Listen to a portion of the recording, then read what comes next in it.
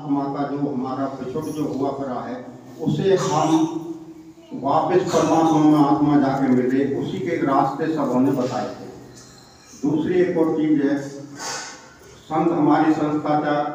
ओम शांति संस्था, ब्रह्मा कुमारी जी, आचार्य स्वामी और बहुत सी सारी संस्थाएं हैं जो परोपकार का काम इस देश में कर रही हैं और विदेशों तक भी इनके कर रहे हैं काम, ये अपने अपने प्रवचन के द्वारा समझाने के द्वारा कर रहे हैं। तो जिस तरह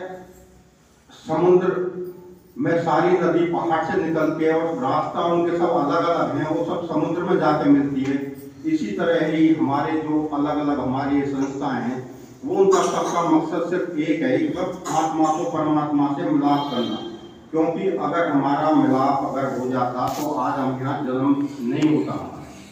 इसलिए संत हमें इस रास्ते पे अपनी युक्ति द्वारा जिन्होंने जितनी भी तपस्या या जितनी भी योग माया से अपनी या रिद्धि सिद्धि जो भी उन्होंने अपनी तपस्या करके जहाँ तक उन्हें अपने मार्ग खोजा, उन्होंने उस चीज का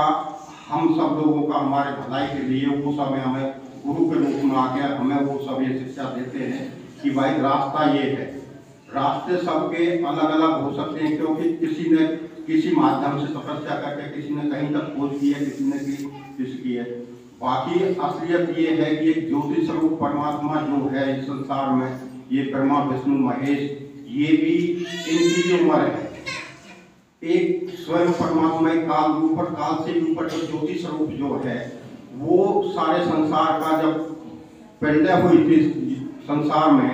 तो एक सिर्फ ज्योति रह गई थी। परमात्मा के जो परम परमात्मा जो जिसके आदेश से सारी सृष्टि चल रही है, तो वो ही रह गई थी। और वो हमारा विचार बहुत काफी समय से युग युगों से जन कितने 84 लाख योनियां बताई गई हैं, उनमें कितने ऐसे जन्म मिले। अभी तो मनुष्य की योनि में तो एक कर्म योनि है, इसमें तो भाई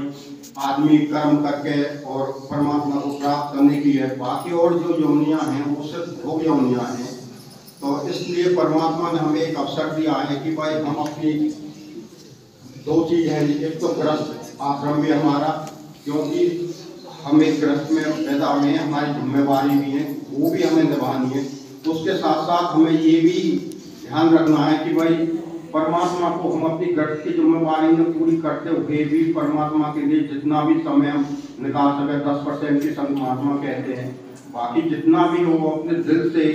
परमात्मा का शुक्रिया अदा करें कि हमने उसे शरीर स्वास्थ्य दिया, हमारा ठीक शरीर है, हम परमात्मा बनाए, उन्होंने हमें ऐसे गुरु से मिलान किया हमारा कि जो उन्होंने हमें मार्गदर्शन करवाया है कि तो हम परमात्मा से मिल सकें। बस ज़्यादा मैं ना बोलते हुए बस इन शब्दों के साथ आप सब लोगों का धन्यवाद करता हूँ।